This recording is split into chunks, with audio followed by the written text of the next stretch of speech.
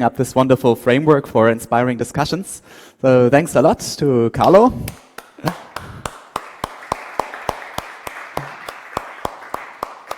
And to those who are not yet in the room.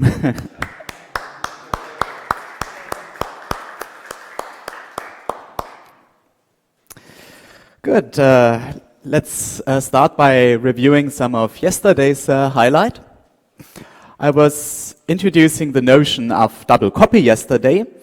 Admittedly, the very first starting point towards double copy was a string calculation, the Kawaii-Level-Entire construction, how you can disentangle moduli space integrals over spheres and reduce them to squares of disk integrals. But the main part of double copy structures that I want to take away into this lecture, it just concerns the field theory limit. If you send alpha prime to 0 in the Kawaii-Level-Entire formula, you express supergravity amplitudes as bilinears in gauge theory tree amplitudes. So this is sometimes referred to as gravity being the square of gauge theories, at least at the perturbative level. And here you see the tree level incarnation of this idea in a manifestly diffeomorphism invariant form. And we will see this kind of structure again and again in various contexts. So let me review. There is this matrix S0 in the middle, which tells you how to combine the two factors of Young-Mills trees. And it doesn't really matter whether this is a Young-Mills tree or some other object with the same symmetries as the Young-Mills tree. So you can read this S0 as being some sort of metric in the space of partial amplitudes, which generates permutation invariance. So in the string theory derivation, this guy was built from monodromy phases, so it was a trigonometric function in alpha prime and momenta. But here, since we just used the field theory incarnation in the rest of this lecture, it's a matrix with entries of k dot k flavor. And if you're at n points, then there are n minus 3 powers of k dot k, and you can think of them as canceling the overshooting poles. I mean, this expression should better be local and correspond to cubic graphs when you combine everything. And to make sure that there's no overshooting of propagators, it's quite important to have some inverse propagators here. Okay, as I was saying, this structure is quite flexible and you can start playing around having different objects than super Young-Mills trees. And one kind of replacement that appears prominently in open string scattering is that you replace this guy by disk integrals. And let me organize these disk integrals in a very specific manner. Here this object Z refers to disk integrals with some integration domain and some integrand. I mean, it's some sort of dual pairing in the sense of homology versus cohomology. The first slot refers to the homology cycle. The second slot refers to some differential form that you integrate. And both of them can be labeled with a cyclic ordering, which is pretty obvious for the integration domains. I mean, these are just cyclic orderings on the disk. But for the forms, there is a bit of choice involved. I'm now looking at these so-called Park-Taylor denominators, which are cyclic in n variables. And you can easily imagine some CFT scenario where these guys are produced, but let me stress, even more exotic CFT contributions, which are not immediately in this form, they can always be expanded in a basis of Park-Taylor denominators if you discard total derivatives. So within the cohomology defined by that Kober-Nielsen factor, you can find a basis inside these Park-Taylor factors. All right, so for the open superstring, I stated this result coming out of the pure Spinor calculation, where all the polarization dependence was expressed using super Young-Mills trees. And the coefficients of those, I was denoting them by capital F in the first place. And these capital Fs can be rewritten in terms of these Park-Taylor integrals times the KLT matrix. So this was a fun surprise to see that this KLT matrix, which was in the first place a supergravity object, that this also appears in the open string calculation if you arrange disk integrals in the basis of these Park-Taylor integrals. So therefore, it seems like even the open superstring is a double copy formula, where One double copy ingredient is the same super Young-Mills field theory as before, but here, that second double copy ingredient, well, you usually expect an amplitude at its place. And since we get these disk integrals, it's tempting to interpret these as amplitudes as well. So I was giving you a little bit of evidence that there might be an alpha prime dependent Z theory out there whose amplitudes are computed by disk integrals. Something that I didn't say yesterday, you can repeat that game also for the open bosonic string. You don't have the pure spinors to help you with the calculation, but if you brutally reduce bosonic string amplitudes to the same basis of disk integrals, this is always possible by some cohomology arguments, you'll arrive at a similar double copy formula. So also the open bosonic string is a double copy of that type. But as you know, bosonic string amplitudes are way more complicated. They are tachyon poles. There is not uniform transcendentality anymore. So there will be a more complicated object here. So if you have a good field theory in your pocket, and Henrik Johansson did when we started collaborating on this, then you can again frame the open bosonic string as a field theory double copy of some alpha prime dependent field theory and the same basis of disk integrals. So if you want to hear more about that, just approach me in the break. Yeah, so this concludes the review about the double copy structures in string tree amplitudes. And up to now, we have treated these integrals a little bit as black boxes. We knew a little bit on how to manipulate them. We discussed a little bit about the integration by parts manipulations to get down to a basis. But so far, we didn't integrate. So the purpose of this lecture is to fill this embarrassing gap. We have done integrands excessively. Now it's time to integrate. And of course, the best case scenario would be to get, say, closed formula results for the functions of alpha prime that manifest all the zeros, poles, and everything. And instead, we will just do the integration in the low energy regime. What we will do is an alpha prime expansion of the endpoint integrals, and we will explore some fun mathematics structure in the coefficients of these alpha prime expansions. So they will lead us to multiple zeta values that I will introduce and for which I will try to give a flavor of the structures, how they appear in the endpoint functions. Yeah, so just as a general statement on MZVs, I mean, they have enjoyed a lot of interest in recent mathematics, and already from the math literature, we can see that these are the natural objects for string tree amplitudes. It has been noticed by Francis Brown that multiple zeta values are the periods of the moduli spaces we are looking at. For the purpose of tree-level amplitudes, we are looking at M0n, the moduli spaces of n-punctured genus zero surfaces, disks, and spheres. And even if he wasn't interested in string amplitudes in the first place, Francis Brown made it pretty clear that we shouldn't go anywhere beyond multiple zeta values when we do alpha prime expansions at tree level. And let me now refine that statement to open versus closed strings. Suppose we scatter open strings, and there's no selection rule. In general, you should be exhausting the space of multiple zeta values if you look at the alpha prime expansion of the endpoint function. For sure, there will be some accidental dropouts at 4 points and maybe at 5 points and higher as well, but for sufficiently large n, you should see all multiple zeta values sooner or later. I will be more precise what I mean by all multiple zeta values. Just to say one thing in advance, there will be many relations. And the most interesting relations are those over the rational numbers, Q. So you will get all multiple zeta values modulo their relations over Q that I'll detail shortly. Okay, while the open string realizes all multiple zeta values, the closed strings turn out to be more picky. And one of the main results of this lecture is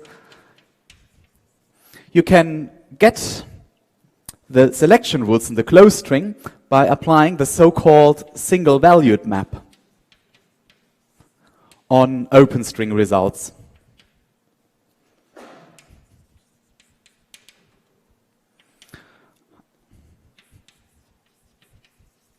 So this has two kinds of nice features, this statement.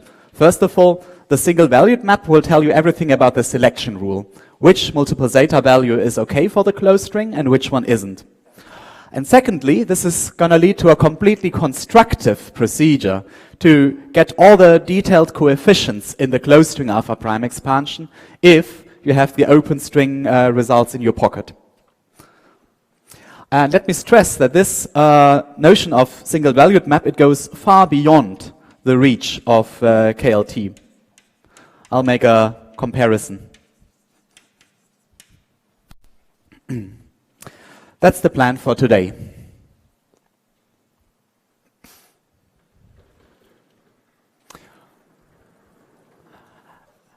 Any question on the general direction?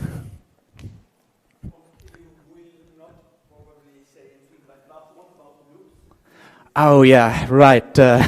So I won't get to the loops. I ended up following the preference of the majority to do fewer things in more detail. There will be elliptic multiple zeta values if your alpha prime expand loop amplitudes. In the open string case, these are, well, not necessarily all, but the elliptic multiple zeta values as defined in mathematics by Enriquez. And on the closed string side, you get modular forms upon alpha prime expansion, which have been studied in a beautiful series of papers by Doker, Green, Van Hoof, and others. And it's now a very active topic of research to relate the open and closed string objects at genus 1 and beyond. There's also a lot of multi-loop progress by Doker, Green, and Piolin on modular forms and higher genus that you get from these alpha prime expansions. Is there any way to use mirror symmetry or something like this to relate this loop expansion to something non-perturbative in the mirror? Oh, okay, mirror symmetry. Sounds like working. Well, yeah. What I can say for sure, the string dualities such as S duality of type 2b and heterotic type 1 duality are very useful to do that, to get non-perturbative from perturbative. But about applications of mirror symmetry, I'm not so sure. I was thinking Yeah.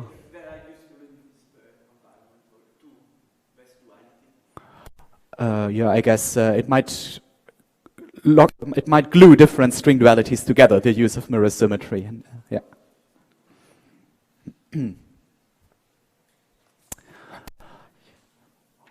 All right, in order to make these general statements more tractable, let us start with a 4-point warm-up. I will alpha prime expand for you a representative disk integral and a representative sphere integral that you will find in the 4-point function. To make sure I'm not too sloppy, I prepared this formula in advance. You can write the 4-point functions of the open superstring and the type 2 strings. You can write it in the following way, that you essentially factor out the field theory limits, and then there is some leftover integral, namely the place where all the alpha primes are sitting.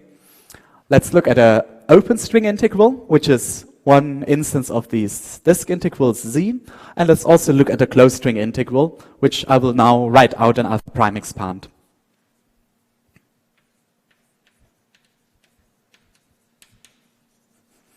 So the general approach is to disentangle the physics problem from the math problem. We have already pulled out the polarizations. This is a field theory object. We don't need to worry about it. And what's left is a function just of alpha prime and the momenta. And I guess it's best to completely disentangle these two sides. Okay, so this open string integral over there, well, it's the one from the opening example that I kept on referring to. I'm sure you will be bored by seeing it once more. It's that integral. And here we are in the comfort zone of having a closed formula for it. This is nothing but the Euler beta function with a particular shift in the arguments. And let's say in order to get there, you probably opened up your textbook on special functions, and on a similar chapter in that textbook, you will see how you can Taylor expand log of this. What you should get is something like the Euler-Mascheroni constant, which will cancel, and then a series in Riemann Zeta values.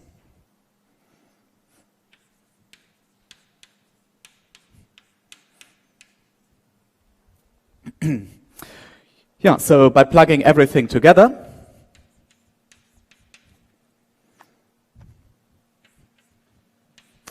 you can write down an all-order expression for the alpha prime expansion here. Whoops.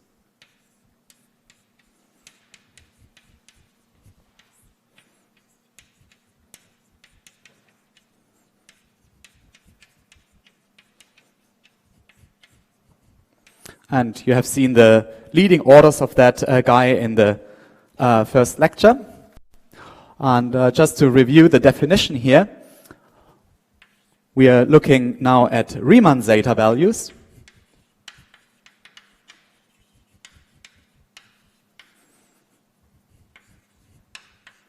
Which are defined as infinite sums of this type. And just to be clear, this is an accident at 4 points that the alpha prime expansion is entirely expressible in terms of these Riemann zetas. From 5 points on, you need more general objects.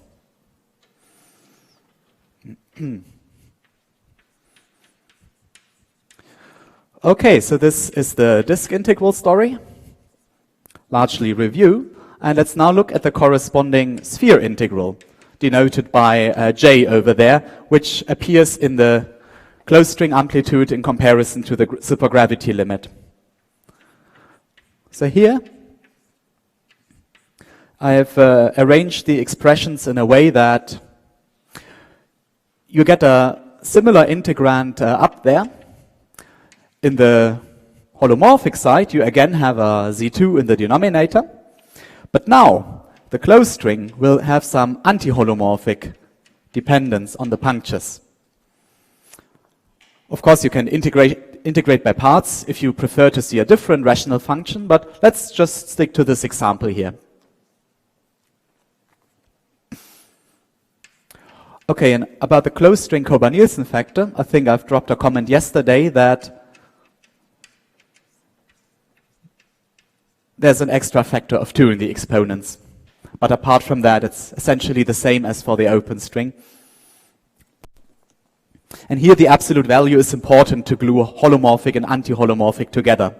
Whereas up there, things are happening on the real axis, so you can't really distinguish between holomorphic and anti-holomorphic.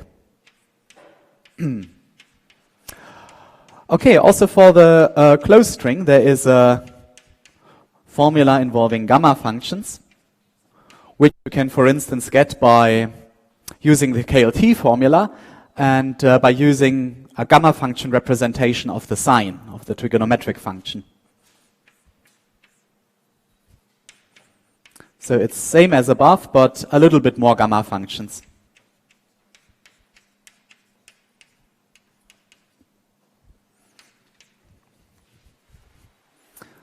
But I've already shown you a formula above, how you can deal with the alpha prime expansion of gamma functions. So the answer, will again be expressible as an exponential.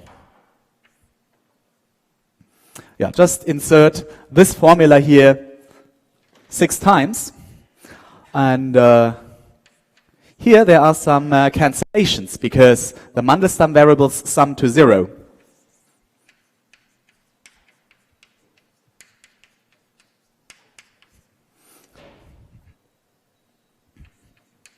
Okay, it wasn't necessary to introduce S13 in the first place, because as you see here, this is a function of 2 variables. But I've just written it in a more symmetric form. Yeah, so there are cancellations which lead to a dropout, that there are only the odd zeta values appearing.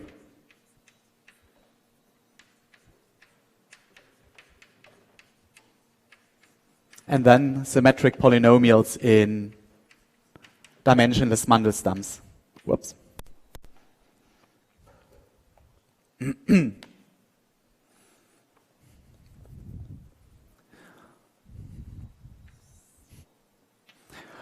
All right, so these are some expressions to poke at. And let's make a formal observation.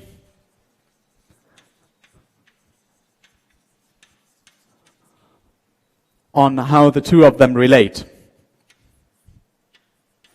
As I was already saying, you don't find any even zeta values in the sphere integral. So roughly speaking, if you think of the zeta values as being some abstract objects, say algebra generators, you can formally get from open to closed strings by dropping the even zetas. This might sound pretty obscure, but I'll later on try to explain that there is a meaning to this move. And now if you look at the coefficients of the odd zeta values, let's note this factor of 2 here, and you can get a precise map from here to there if you double the odd zeta values everywhere. So again, this is a very formal move. I mean, we shouldn't forget the zeta values are just numbers that you can approximate if you wish. So I understand if this appears a bit odd to you, but you have my word that there will be some meaning to these moves in the later parts of this lecture. Okay, so this 4-point example was meant to surprise you a little bit, and it was meant to give you an idea of how such alpha prime expansions look like schematically. And yes, please.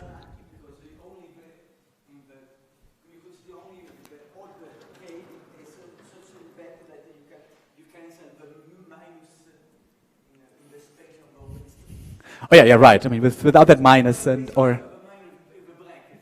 Okay, you mean to get from here to there? Absolutely. Yeah. Okay, maybe this is an artifact of the representation. I mean, in the end, it's just a function of S12 and S23. Yeah. Maybe I shouldn't have introduced the S13 in the first place. Okay, that's true. This is yeah. That's.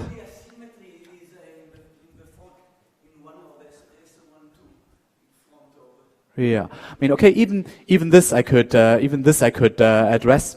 That yeah, oh yeah, it's good that you remind me of this. Let me add one remark on this correspondence here. What are the pieces of information in the two objects? For the disk integrals, I was stressing that there is a cycle and a form which specifies the integral. So the exclusive piece of information here is the cycle, which in that case is chosen like here. Now, what is the information entering a closed string integral? So this time we are integrating over the sphere where there is no more notion of ordering. So there is no cycle-like information in there. But instead, you have a pair of forms, one from the left movers, one from the right movers, or holomorphic and anti-holomorphic. So the exclusive piece of information is the anti-holomorphic dependence, namely this one. And this will be the key to generalize that formula to higher multiplicity. There is something going on, a dictionary between cycles and forms, which roughly goes like, if you have a boundary here on the cycle side, this should become a simple pole there on the differential form side. I think in mathematical terms, I should be mumbling Betty de Rham duality here. And that's the perspective which generalizes to higher multiplicity.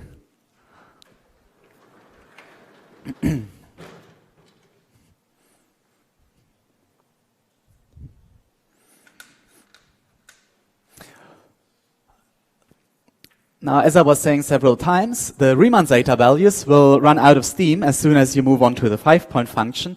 Here we need multiple zeta values, and let me try to give a crash course on those. In the first place, multiple zeta values are defined in analogy to this as an infinite sum.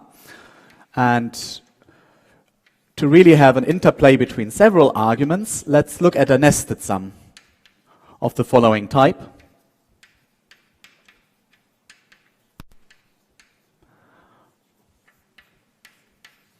So again, let's take some summation variable going from 1 to infinity. Up to here, this is more or less the Riemann zeta value, but let me now introduce more summation variables k running over the integers, which are ordered in this way. And for each summation variable k, I can choose a different exponent. And all of these exponents are understood to be integers, positive integers. And I didn't say it there, but if you want that infinite sum to converge, you should be careful with the last argument. So here, the last argument should better be 2 and larger. Otherwise, you get the divergence of the harmonic series. Yeah, then let me introduce some jargon. You see multiple arguments here, and the number of those is referred to as the depth of the multiple zeta value. So the Riemann zeta case is obviously specializing the depth to be 1. And another evergreen quantity here is the so-called weight, which is defined to be the sum of all the arguments.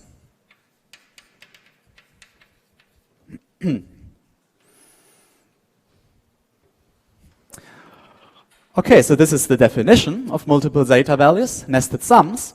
And in order to identify them in a string calculation, it might be preferable to get a little bit closer to the moduli space integrals. So let me give you an alternative description. You can get multiple zeta values not only from nested sums, but also from iterated integrals, so-called polylogarithms.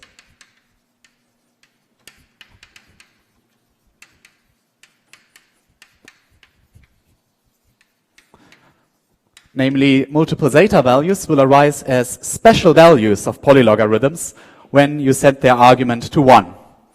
But I guess I should first write down the definition of polylogarithms before going into detail. Okay, I'm already pretty general here. You will see examples in a second. A polylogarithm, tailored to genus 0, is labeled by several complex numbers, little a, that I will call labels, the following. And there's also one argument, z. That's the guy which will later on go to 1. And I'll give you a recursive definition, which is recursive in the number of labels. So more complicated polylogs boil down to simpler polylogs. And here, you can see the reason for the word polylogarithm. These guys are integrals over logarithmic form. This is just d log t minus a1. So the labels here tell you which kind of forms did you integrate. And I was promising a recursive definition. On the right-hand side, you see a polylogarithm with fewer labels. So this one has the first label A1 chopped off. In other words, if you keep on plugging in that definition, you can recurse that thing down. So a polylog with a total of W labels is a W-fold integral. Each of the labels stands for one integration. And if you keep on inserting the recursive definition into itself, you will find that there is a chain of inequalities between the integration variables.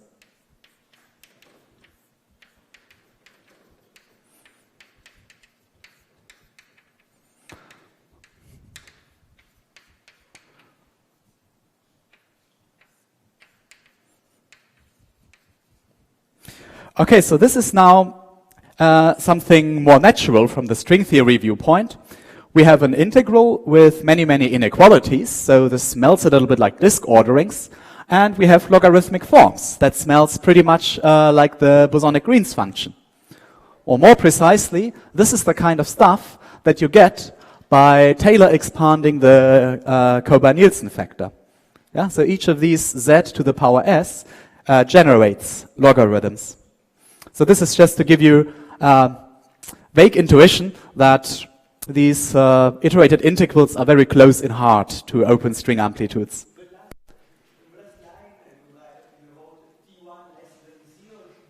Oh, yeah, absolutely. I'm really sorry. Really sorry. Yeah, I screwed up the most important letter in that formula. Thank you so much. Oh yeah, right, Dyson-Schwinger equations, absolutely. There is a way to generate alpha prime expansions by studying solutions of a Krzynishnik-Samolotchikov equation, which you can also solve formally in terms of time-ordered exponentials.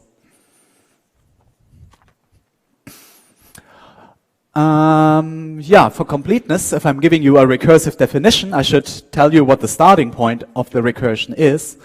Okay, maybe it's implicit in the last line, but just to be clear, if there is an empty set of labels, so this is not a zero but an empty set, this is defined to be 1. And furthermore, if you're nervous about the convergence properties of that integral, let's make sure that the rightmost label is different from 0 and that the leftmost label is different from z.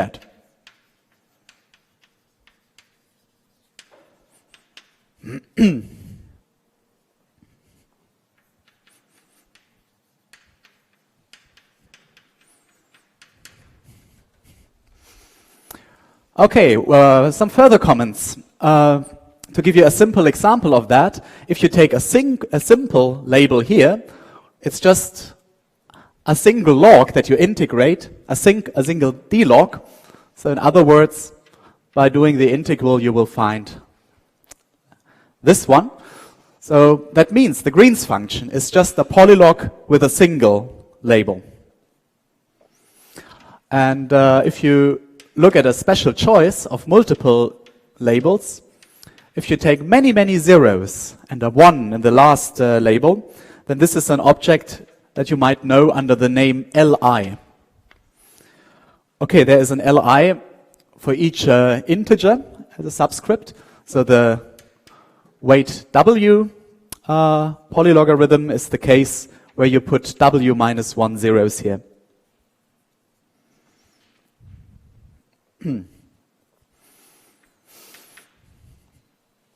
Okay, so these are two examples when you specialize the labels A.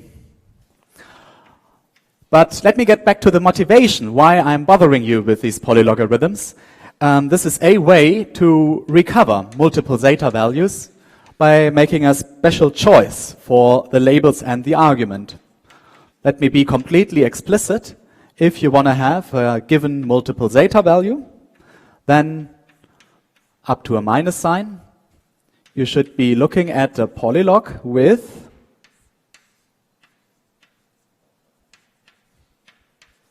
So it will be something similar as you saw here. Zeros tend to cluster. Zeros tend to come in a big family. So if the last argument is nr, then you should put nr minus 1 successive zeros here.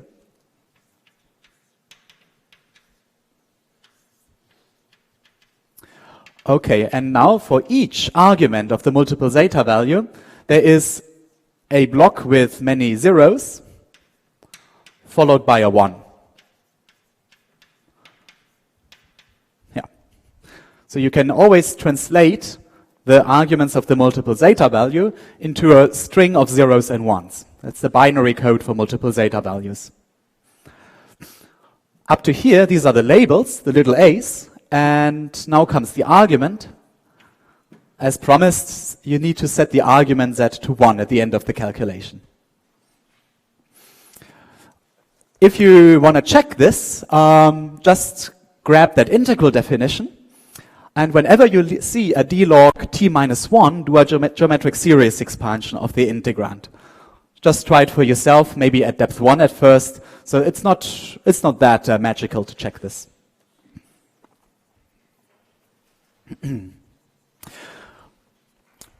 Now you have seen two different appearances of multiple zeta values, either nested sums or iterated integrals.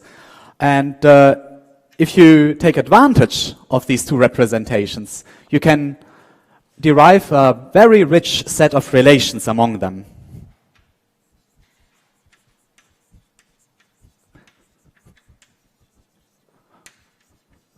Let me give you a flavor of those Q relations among multiple zeta values. For instance, whenever you have an iterated integral, then there is a notion of shuffle relations.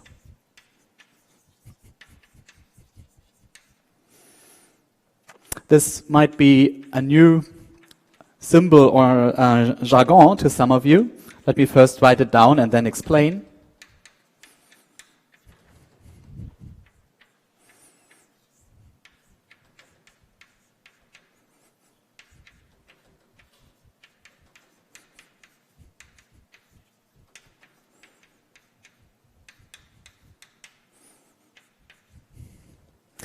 Okay, so here I'm taking a product of two polylogarithms. Both polylogs are a multi-integral in the unit interval between 0 and 1. There are many integration variables here, even more integration variables there. But all the integration variables are still between 0 and 1. And now you can decompose this multidimensional subset of the unit interval. You can decompose this into orderings. So you can write this as a sum of polylogarithms. Okay, I guess this calls for a simple example to make sense. As an example of that shuffle relation, let's take just a single letter here for the labels. So here you are doing an integral from 0 to z over dt1. And there you also do an integral from 0 to z. Let's call the integration variable maybe dt2. And now there are two situations that can arise. Either t2 is smaller than t1, or vice versa. One of this will always be true. So here we are integrating over a square, and let's triangulate that. By putting these two integration triangles together, we will find a simple version of shuffle.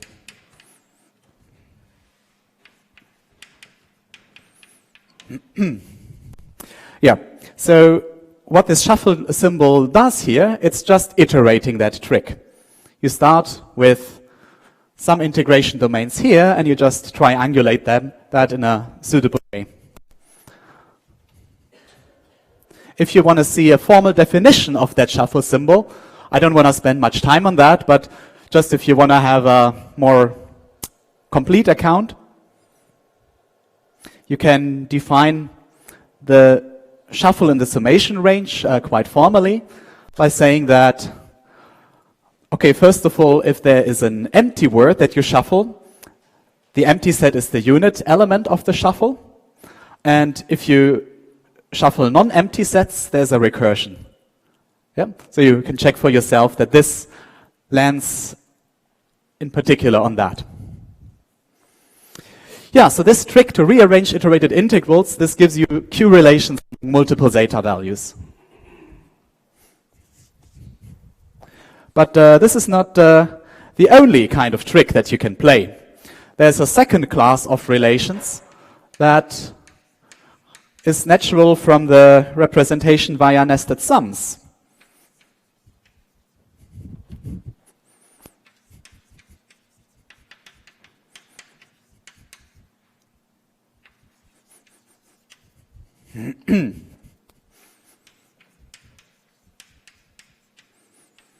Imagine you take a product of Riemann zetas. You can meditate about the respective summation variables, what kind of relations they may satisfy. And the two summation variables, either they satisfy some inequality or they are equal. So by playing a similar game as here, but now for the discrete summation variables instead of the integration variables, you can arrive at a relation like this. So this is obviously quite similar to shuffle, but a new thing that you didn't see in the shuffle world is that term here, which has a depth drop. This is just a single argument. This is a Riemann zeta. So it's obviously a deformation. There is shuffle plus more. So how would you call that if it's shuffle plus some stuff? That's the origin of the word stuffle, which means to contract stuff with shuffle. Yeah.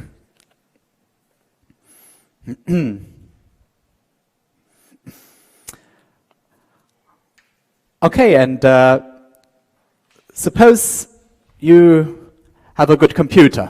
Suppose you throw all the shuffle and stuffle relations together that you can form. This is giving you a huge equation system. But how can we organize the job of building in all of these relations? Well, it's good to decouple that equation system a little bit. And in order to do so, let me observe that shuffle and stuffle preserve the weight. So for multiple zeta values, I already defined the weight for you. This is the sum of all the n's. And let's also assign a weight to the polylogarithm. I mean, in order to be consistent with the weight of the multiple zeta value, let's say the weight of the polylog is the number of labels. In other words, the weight is the number of integrals that you need to do in order to generate that object. This polylog is said to have weight W. And the weight is the conserved quantity. If you shuffle, you preserve the weight. I mean, you don't alter the number of integrations by rearranging the domain. And also here, the weight is preserved, the sum of the arguments. And this holds for all kinds of shuffle and stuffle relations.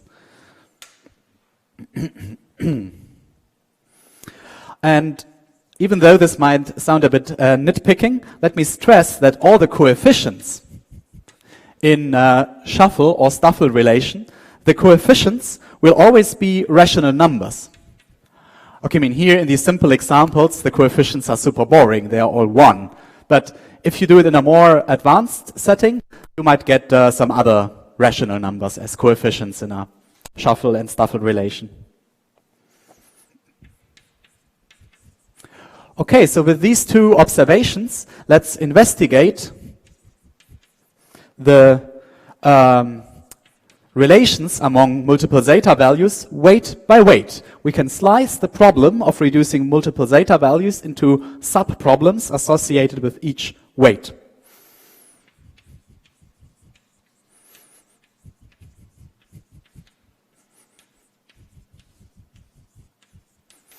Okay.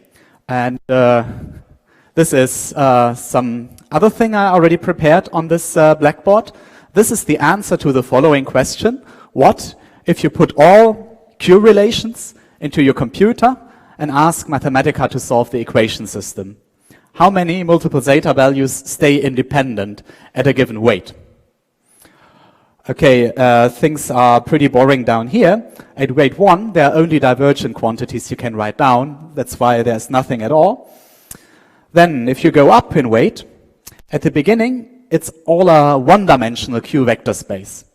That all other possibilities at a given weight are proportional to these entries with some Q number. You might be surprised that there's no zeta 4 here. Well, zeta 4 is a rational multiple of zeta 2 square.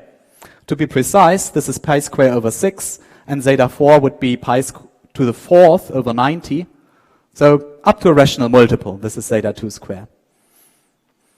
And the first novelty appears at weight 5. I mean, you can imagine there are a lot of multiple zetas at weight 5 that you can write down. And after excessive use of shuffle and stuffle, you will arrive at a two-dimensional Q basis.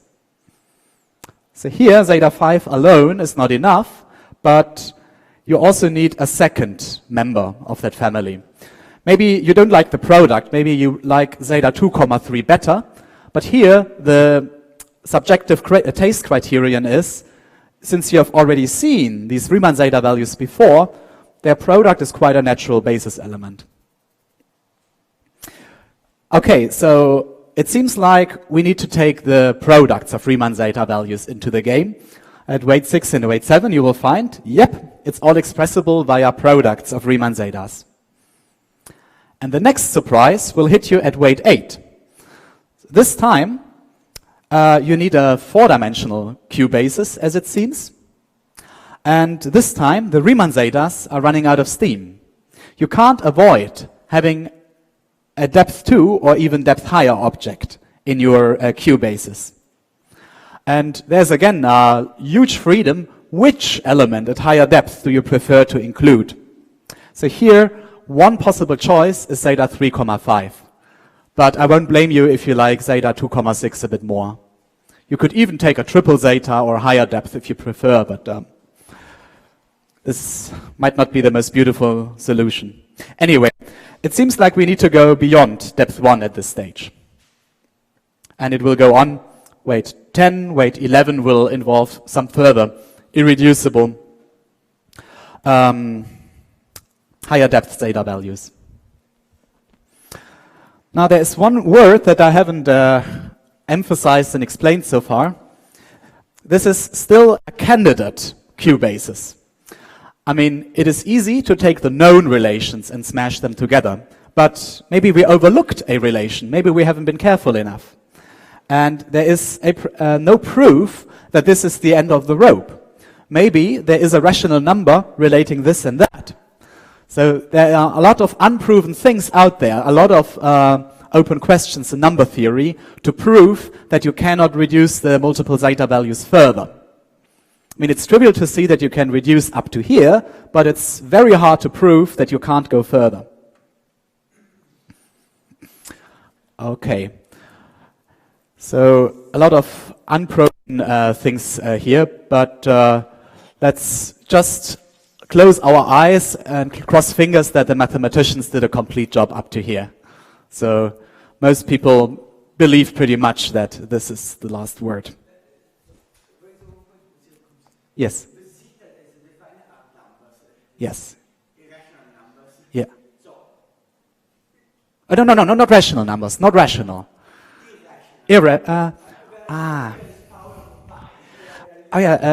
Even there is an endless list of open questions. I mean, for those which are Q multiples of powers of pi, there it's pretty clear. Pi is irrational and so is a power of pi. So it's pretty clear for the even zetas. But for the odd zetas, not much is known. I mean, there are a few theorems about irrationality of zeta 3, and also some subset of zeta 5, 7, and maybe zeta 9 are known to be irrational. I have to look up the details. But it's a very, very modest set of proven statements. So, for instance, it's an open question whether zeta 13 is transcendental. Yeah. So, right, it's very good that you ask. So also there is a big, big list of open questions.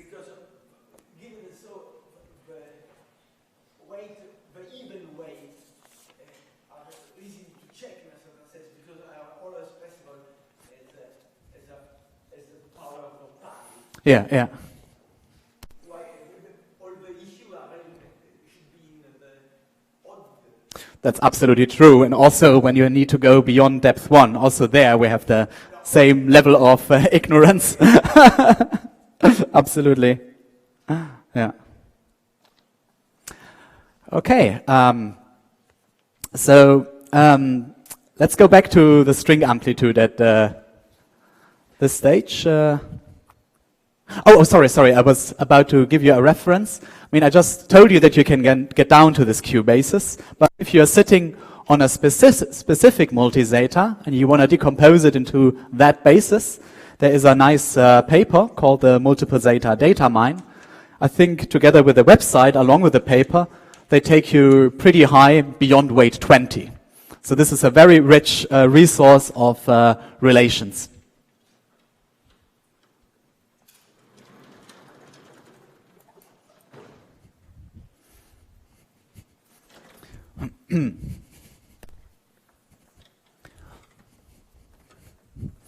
Okay, so this was a big math interlude. Let's now go back to the physics problem.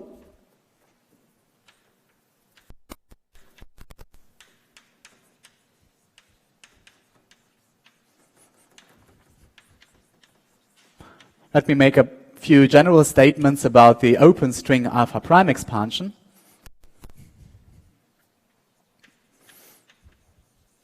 And I'll make these statements about the basis capital F of disk integrals. Just to remind you, you can either work with the Z integrals involving Park-Taylor denominators, or you just contract them with the KLT matrix and look at the capital Fs that you saw before. And what I'm about to say is more compact if I talk about these Fs.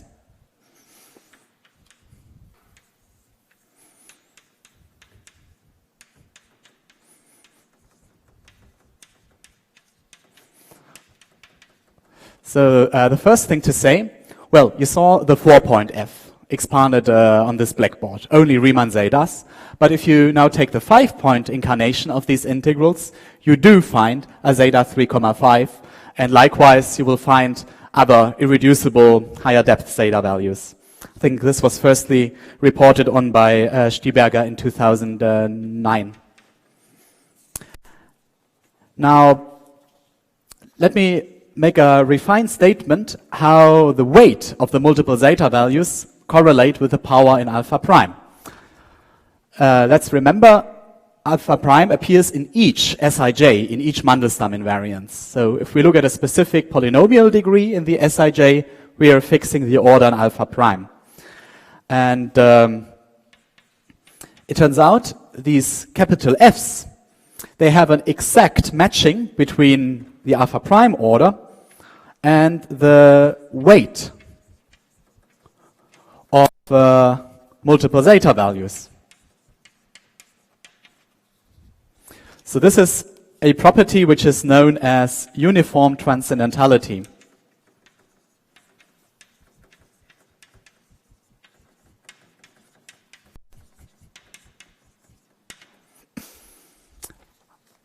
So the F rows are a basis choice for disk integrals where uniform transcendentality holds member by member.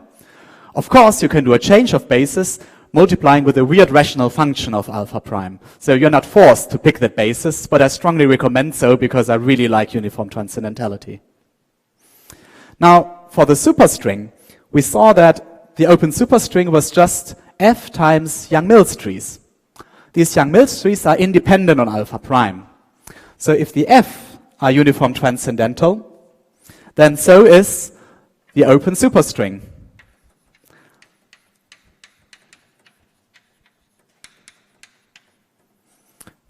The open superstring is uniformly transcendental because the Fs are and the coefficients are alpha prime independent. If you ask the analogous question for bosonic strings and heterotic strings, you can still expand in a basis of uniform transcendentality, but then the coefficients will be non-uniform.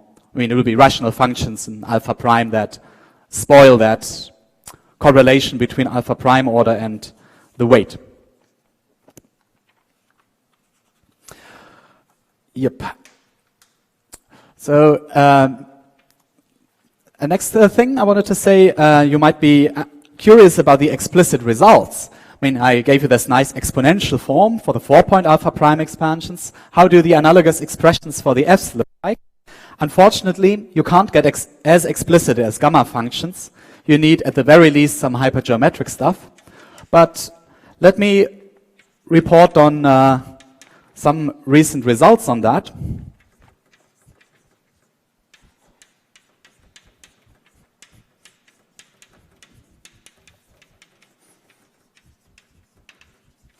Firstly, if you're just interested to see a few examples, there is a web page where you can download some 5-point, 6-point, and maybe 7-point material.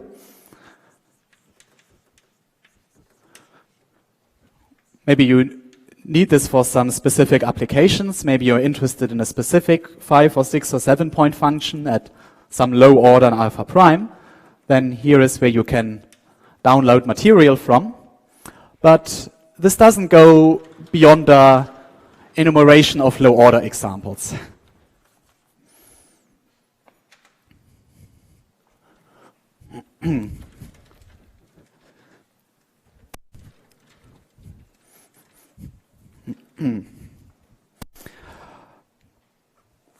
What is some structure that allows you to generate these alpha prime expansions? Even if you're an expert on hypergeometric functions, the zoology goes pretty wild already at 6 points. So let me propose an alternative. You can sidestep the hypergeometric functions if you have the so-called Drinfeld associator. This is, if you wish, a generating series of multiple zeta values, decorating them with some non-commutative variables. But it's not only a generating series of MZVs, it also arises naturally when you study Krzynishnik-Samolochikov equations.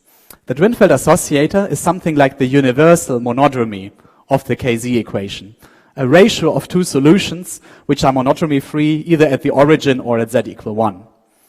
So you can use a matrix representation of the Drinfeld associator to generate these alpha prime expansions and to convince yourself that there's a zeta 3,5 in the 5-point function.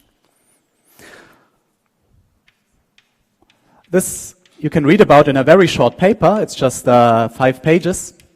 And it was crucial to have the support from Tomohide Terasoma, who's a mathematician in Tokyo.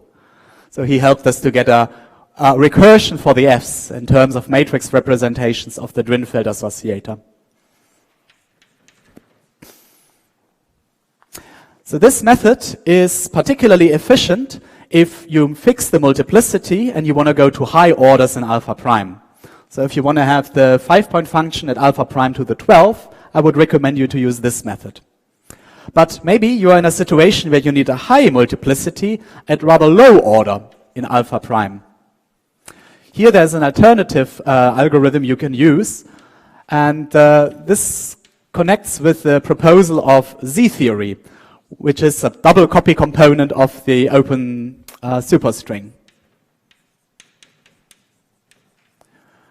I was telling you that these disk integrals in the field theory limit are computing 3 amplitudes of bi-adjoint scalars.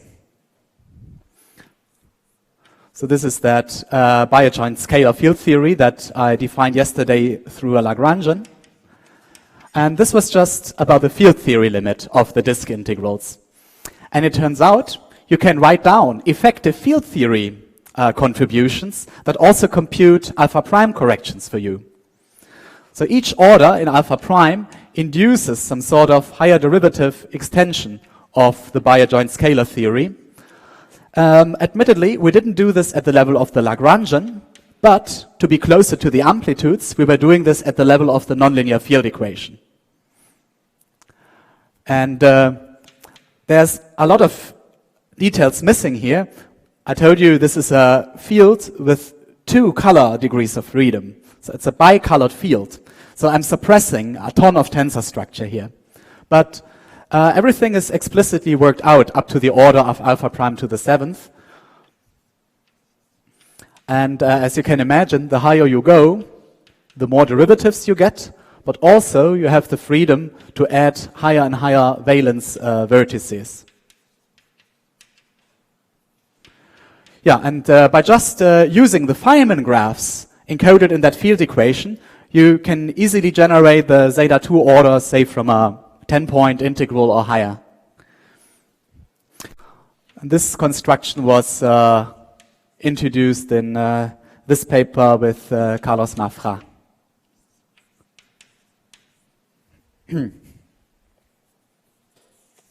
Okay, plenty of methods to generate these alpha prime expansions. I hope you forgive me that I don't start writing out 5-point examples.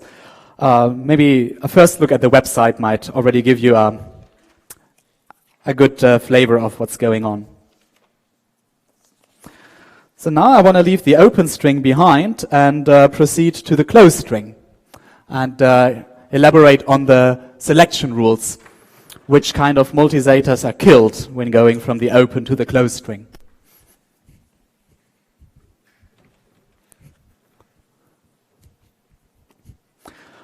For this purpose, I need another small mathematical interlude concerning polylogarithms. Let me use polylogarithms to motivate a notion of single-valued multiple zeta values.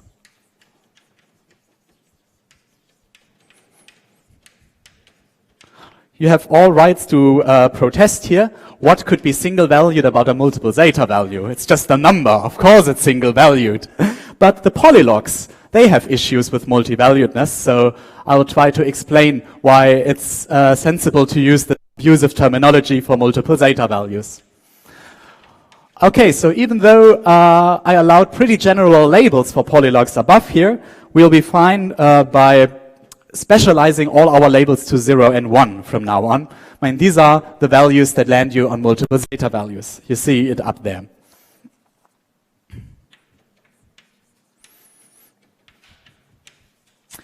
Okay, so with this alphabet of labels A,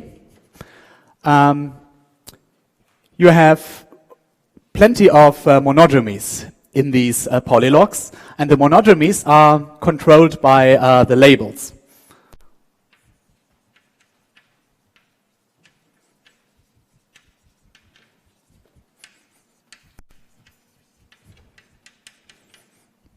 If you allow for a more general alphabet, then there are even more monodromies than that, but to keep things manageable, let's only allow d log t and d log 1 minus t as integration weights. So it's the old story that the polylogarithm will pick up, that the logarithm will get an additive 2 pi I if you integrate it around the circle. And if you play a similar game with the expression here, this one will have an analogous monodromy around the point z equal 1. So if you change the integration contour by a circle around here. So by monodromies, I mean the kinds of 2 pi i's that you get when changing the integration contour for the logarithm. And this readily generalizes to polylogarithms. So whenever you change the path of integration by a loop around the singular points, you get some 2 pi i's, but this time the coefficients of 2 pi i's are simpler polylogarithms. So it's something that mathematicians call unipotent monodromies, that what you get along with 2 pi I is simpler than the object you started from. I guess you smell where this is going. If the monodromies are simpler than the original object, then there is a way to cancel them.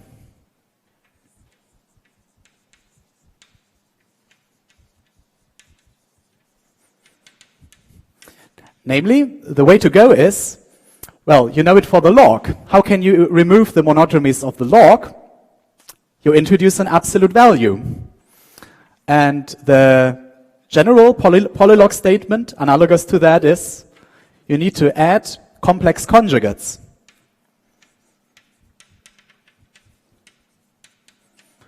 So the most important character in this formula is Z bar. You need anti-holomorphic things to cancel the monodromies. Just to give you two examples. If you are unhappy that the weight 1 log has a monodromy, then you just add the complex conjugate to build log of absolute value square. And in the same way as you can label the polylogs by zeros and ones, you can introduce a labeling with zeros and ones for single-valued combinations. So the idea is to throw in the anti-holomorphic friends, and the coefficients are fine-tuned to make sure that this has no monodromies whatsoever. Maybe to give one more example, if you are looking at a dialog, here you need already two correction terms to balance out the monodromies. Roughly speaking, the idea is to distribute the weight in all possible manners into holomorphic and anti-holomorphic. So this has both units of weight in the holomorphic part. This is a cross term where the weight is distributed as 1 plus 1. And finally, there is a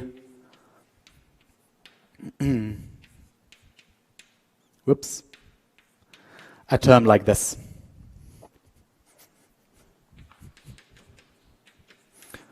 Okay, so here these are two examples. If you are curious how this works for weight 10, luckily there is a general all-weight procedure developed by Francis Brown in 2004. For any holomorphic polylog you hand him, he will tell you what a good single-valued completion is. And he's doing this in a way that the holomorphic differentials are preserved. So for each polylog, there is a single-valued completion.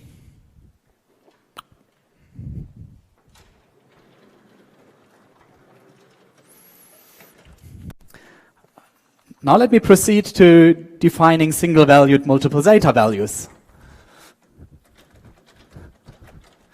In a nutshell, the idea is to commute the single-valued completion with evaluation at z equal 1.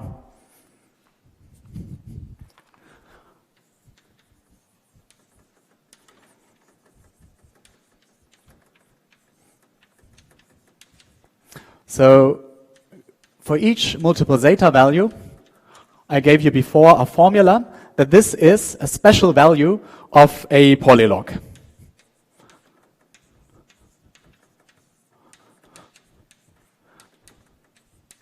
The precise formula is up there. So there is some polylog that reproduces this multiple zeta value upon evaluation. And the idea is you hand this polylog to Brown and ask him to give back its single-valued completion. Again, he was imposing it to have the same kind of holomorphic differential equation as here.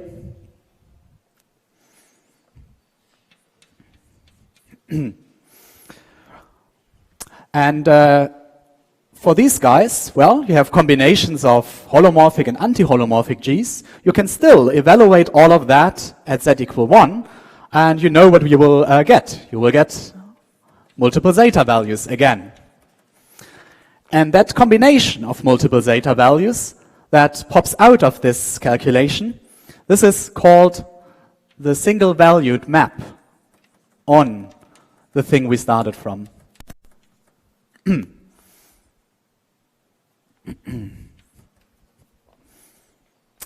Yeah, so all this to say, this little detour over the parental polylogarithm allows you to assign a single-valued analog to each multiple zeta value. This is an induced map by, yeah.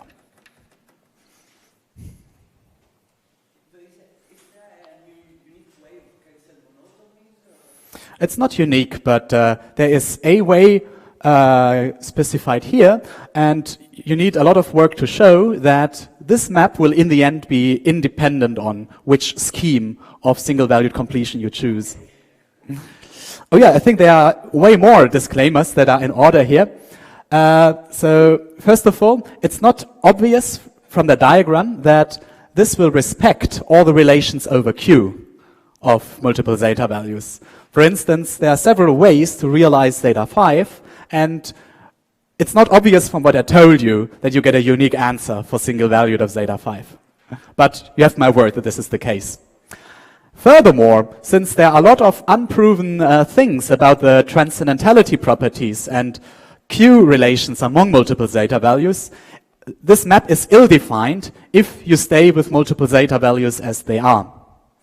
But there is a construction known as motives, which allows you to put this on solid mathematical grounds.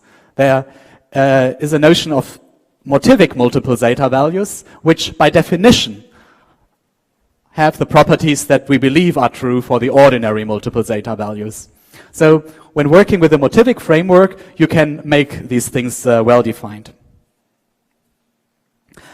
And in order to connect this with string amplitudes, let me spell out some examples of that. What happens if you stick an even zeta value into that single valued map? So for zeta 2, it's this guy where we need to look at.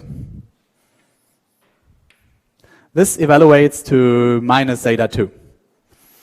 Now, I haven't told you what to do with divergent polylogarithms. Please forgive me that I didn't introduce the notion of shuffle regularization yet.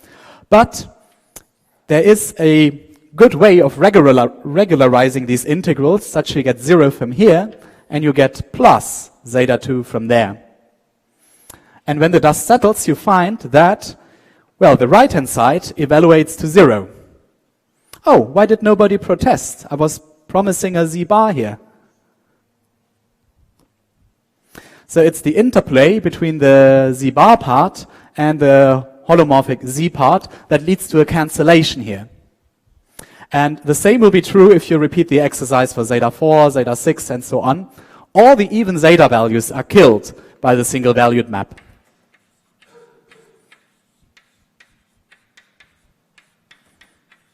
Oops. But the odd zeta values, in their case, there will be a constructive interference between the holomorphic and anti-holomorphic term. So doing the analogous single-valued completion at weight 3 would give you a minus zeta 3 from the first term and another minus zeta 3 from the second term. So it's an issue with alternating signs between holomorphic and anti-holomorphic contributions.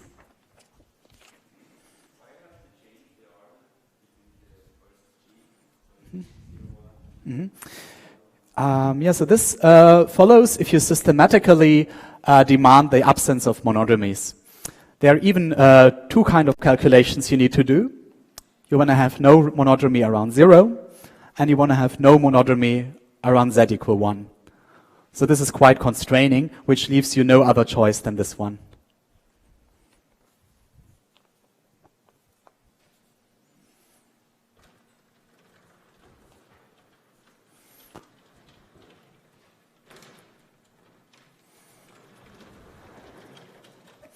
Yeah, so the main references I can recommend here are a paper by Oliver Schnetz on graphical functions, and about the motivic version, the motivic setup, paper by Francis Brown. I will have to look up the last 4 digits, but it's by Oliver Schnetz, and it has graphical functions in the title.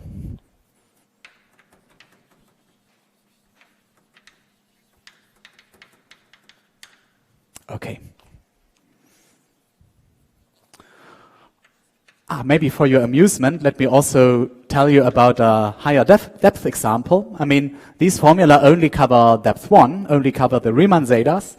And if you start applying the single-valued map to the irreducible depth 2, then you get some funny numbers on the right-hand side, such as a -10, along with zeta 3, zeta 5.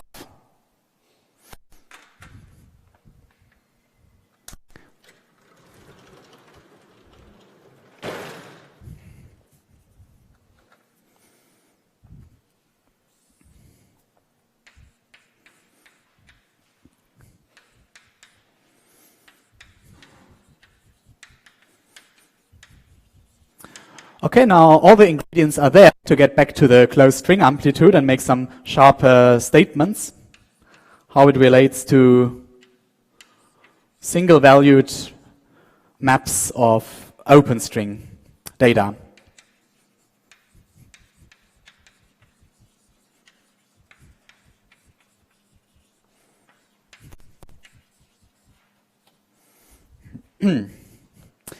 Okay, to start with, let me give a precise form of the earlier observation at 4 points.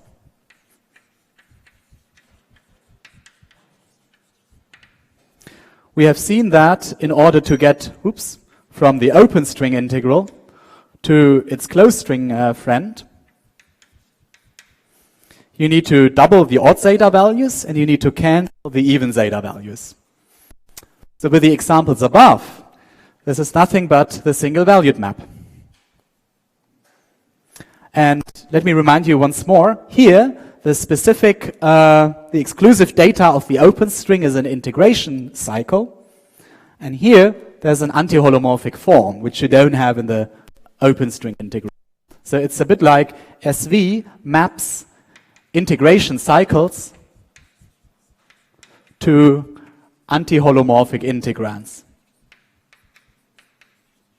Anti-holomorphic contributions to the integrand. And the idea is to now generalize this idea to endpoints. So let me give you the analogous relation for endpoint integrals of Park-Taylor type.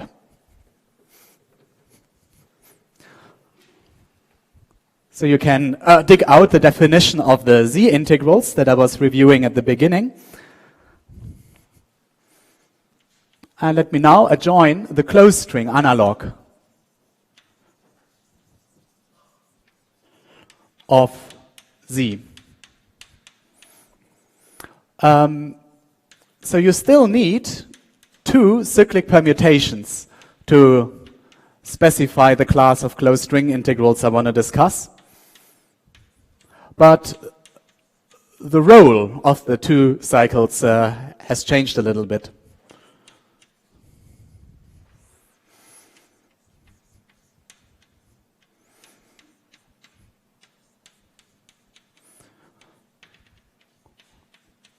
So it won't surprise you that we are looking at n-punctured spheres and their moduli space integral. The usual story with SL2 fixing.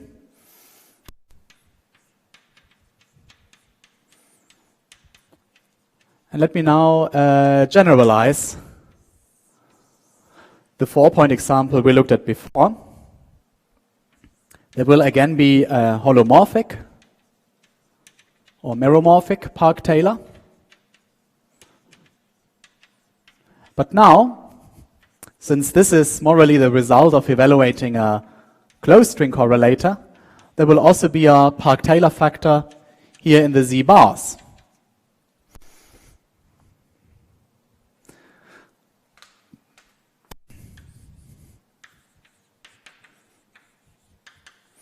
So this time, the first ordering here used to label the sphere integrals, it doesn't refer to a cycle, but to the anti-holomorphic part of the denominator. Okay, and of course this one is unchanged. It refers to this Park-Taylor factor over there. And again, there is no need to correlate these two cyclic orderings. So you may view this as a matrix, which right here is labeled in a redundant manner because there's a notion of cyclic symmetry to both entries separately.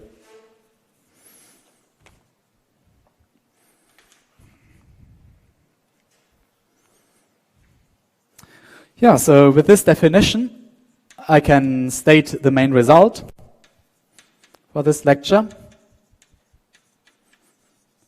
Let's suppose you have already obtained the open string alpha prime expansions, say for all the z's. Okay, I was telling you some methods to grab the alpha prime expansions, but the f of the f, but they're just connected by the invertible KLT matrix S0.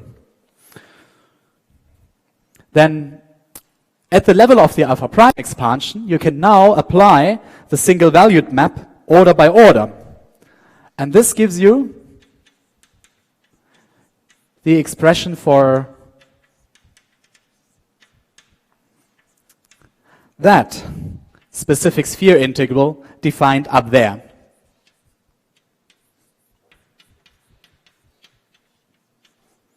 Oops.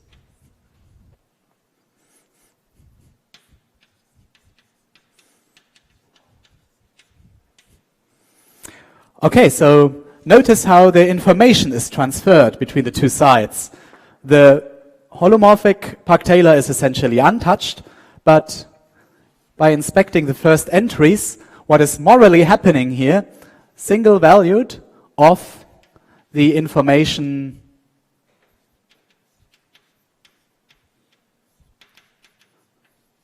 encoded in the cycle, this information becomes mapped to the anti-holomorphic Park-Taylor factor, subject to cyclic identification. So this is a concept known as Betti-de-Rham duality, that integration cycles are dual to forms. I'm sure you have seen this in various contexts in physics, similar kind of duality between cycles and forms. And what is important here is that the simple poles of the form are in one-to-one correspondence to the boundary of the cycle. This is why that map works in this way. And this is also the driving force for a proof. Yeah, let me report a bit on the history of that formula. It was observed in the string theory literature in a paper of Stefan Stieberger and myself, later papers by Stefan, and also a paper by Stefan and Tom, where this connection was observed at the basis of order by order data, the alpha prime expansion. And then, just very recently, there were derivations and proofs from different perspectives.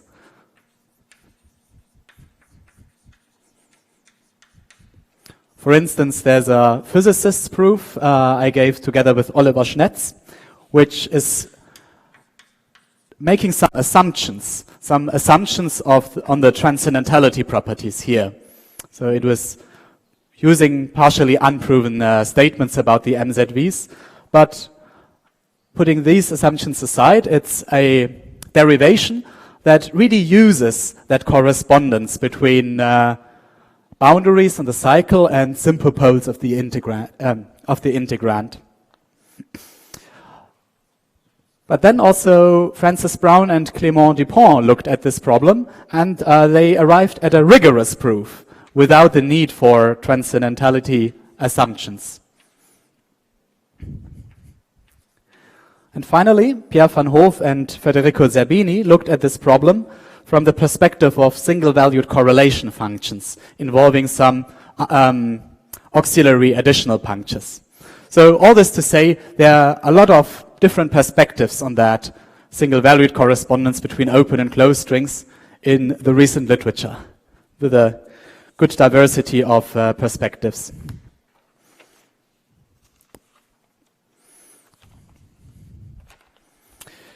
Yeah, let me give some corollaries of that. So up to now, this is a statement about specific integrals. Okay, actually, this is a spanning set. You can find a basis of all possible sphere integrals inside that set. So let me now translate this into a statement on the closed string amplitude.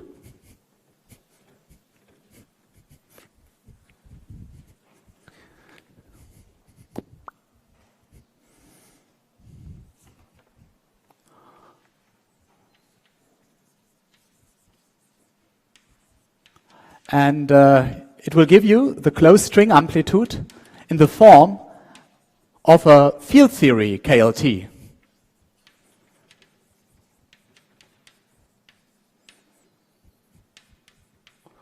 What do I mean by that? If I take this result for the sphere integrals, then the endpoint function for the type 2 theories at tree level can be written as follows. So the old school KLT formula, the string theory KLT, would have open string amplitudes here with all the alpha prime decoration.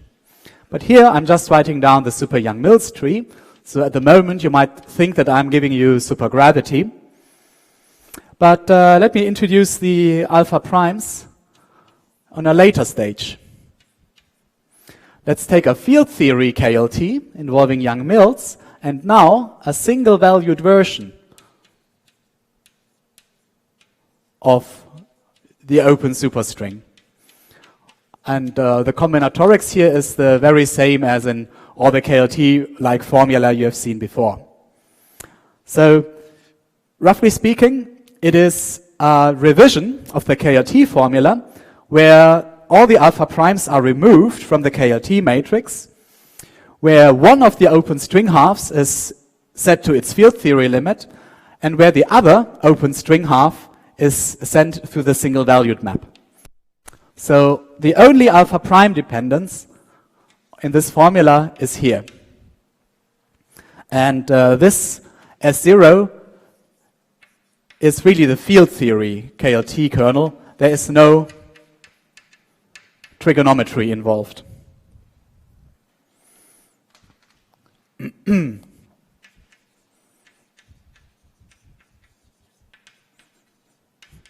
So just to compare with the traditional formulation of KLT, first of all, there is only one alpha prime dependent ingredient.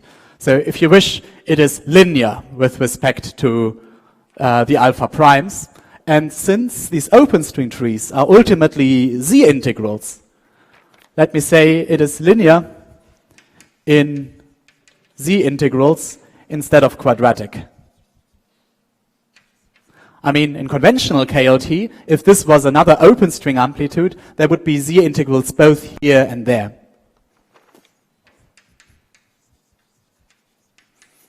Okay, so this is one difference between that formula and conventional KLT. And the next crucial difference, the selection rules on the on the MZVs are completely explicit. I mean, SV doesn't allow any zeta evens. So this formula manifests that the answer is lying in the subspace of single-valued multiple zeta values.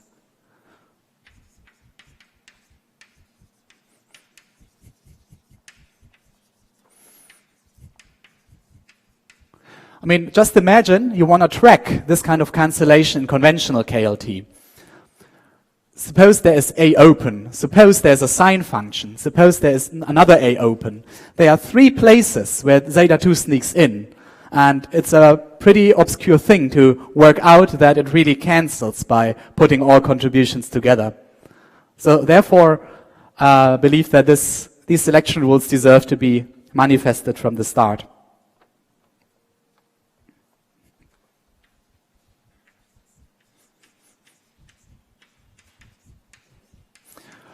Okay, and about the KLT formula, we so far don't know whether there is a loop level analog of a KLT relation. We don't know if closed string loop amplitudes can be expressed as bilinears in open string loop amplitudes. But maybe a more inviting starting point to look for loop level echoes is that single valued relation. I mean, it is something which acts on the moduli space integrals, which acts on, if you wish, the math ingredients of these string amplitudes. And yeah, this is something where a lot of preliminary results have been found. Let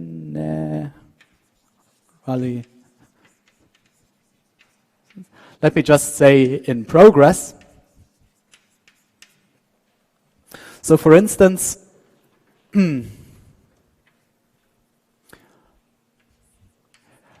it was found inside the one loop closed string amplitude.